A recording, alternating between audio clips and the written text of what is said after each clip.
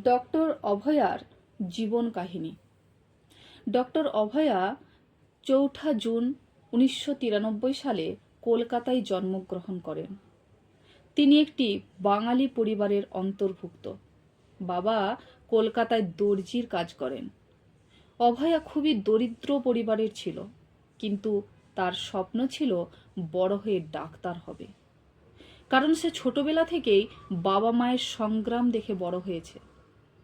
তার চিকিৎসা ও পরিবেশ বিজ্ঞানের ক্ষেত্রগুলি ক্রমবর্ধমান সমালোচিত হয়ে উঠেছে। ডক্টর অভয়া সমবেদনা, সহানুভূতি এবং শ্রেষ্ঠত্বের আলোকবর্তিকা হিসাবে দাঁড়িয়েছে। আজ আমরা এই অসাধারণ মহিলার জীবন নিয়ে অনুসন্ধান করি, সমাজে তার অবদান এবং তিনি যে উত্তরাধিকার রেখে গেছেন তা অন্বেষণ করে।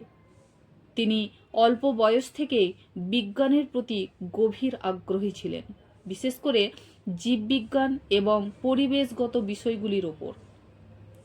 কলকাতাতেই তার প্রাথমিক শিক্ষা তার ভবিষ্যতের শিক্ষাগত সাধনার জন্য একটি শক্তিশালী ভিত্তি স্থাপন করেছিল। তার শুধু পড়াশোনার প্রতি আগ্রহ ছিল না, চারপাশের বিশ্বকে বোঝার এবং এর উন্নতিতে অবদান রাখার আকাঙ্ক্ষা দ্বারা চালিত এই ড্রাইভটি তাকে জীববিজ্ঞানের উপর ফোকাস দিয়ে উচ্চশিক্ষা গ্রহণ করতে পরিচালিত করেছিল। তার শিক্ষকরা প্রায়শই তার প্রখর বিশ্লেষণাত্মক মনের কথা বলতেন এবং জটিল বৈজ্ঞানিক ধারণাগুলিকে সহজে উপলব্ধি করার ক্ষমতা তার চারপাশের সকলের কাছে স্পষ্ট ছিল। পরবর্তীতে তার প্রাথমিক শিক্ষা সমাপ্ত করার পরে তার একাডেমিক এবং পেশাগত পছন্দগুলিতে একটি গুরুত্বপূর্ণ ভূমিকা পালন করে। তিনি স্নাতক ডিগ্রি অর্জন করেছেন জীববিজ্ঞানে। পরিবেশ বিজ্ঞানের প্রতি তার আগ্রহ আরও শক্তিশালী ছিল। তিনি একটি যাত্রা শুরু করেছিলেন, যেখানে তিনি কলকাতার আরজিকর মেডিকেল কলেজে প্রবেশ করেছিলেন, যেখানে তিনি বুকের ওষুধে বিশেষজ্ঞ ছিলেন। শ্বাসযন্ত্রের স্বাস্থ্যের উপর ফোকাস করার সিদ্ধান্তটি ছিল। আরজিকর কলেজে তার সময়কালে শ্বাসযন্ত্রের রোগের অবদান রাখে। ডক্টর অভয়া নিজেকে একজন নিবেদিত এবং সহানুভূতিশীল ডাক্তার হিসাবে প্রতিষ্ঠিত করেছিলেন। তিনি তার ধৈর্যের প্রতি, তার প্রতিশ্রুতি এবং জ্ঞানের অটল অন্বেষণের জন্য পরিচিত ছিলেন। যদিও তিনি দীর্ঘ ঘণ্টা কাজ করেছিলেন, যে হাসপাতালে তিনি জনস্বাস্থ্যের চ্যালেঞ্জ মোকাবিলা করার জন্য বিভিন্ন সংস্থার সাথে তার গবেষণা অব্যাহত রেখেছিলেন, তিনি মুখোমুখি স্বাস্থ্য সমস্যার মূল কারণগুলি সমাধান করতে চেয়েছিলেন। তাকে তার কর্মজীবন জুড়ে তার সহকর্মীদের এবং পরামর্শদাতাদের সম্মান তার প্রশংসা অর্জন করেছে।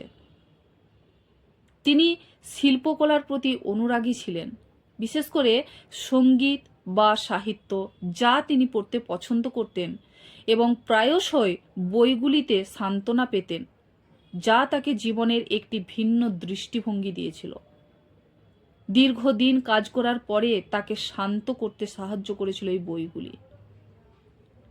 সবশেষে ৯ আগস্ট ২০২৪-এ ট্র্যাজেডির ফলে ডক্টর অভয়ার জীবন ছোট হয়ে যায়। রহস্যজনক এবং হৃদয় বিদারক পরিস্থিতিতে তার অচেতন দেহটি আরজিকর মেডিকেল কলেজের একটি সেমিনার হলে পাওয়া যায় এবং তাকে মৃত বলে ঘোষণা করা হয়। তার মৃত্যুর চারপাশে পরিস্থিতি মর্মান্তিক এবং গভীরভাবে পীড়াদায়ক ছিল। ময়নাতদন্ত থেকে জানা যায় যে তিনি একটি নৃশংসতার শিকার হয়েছেন।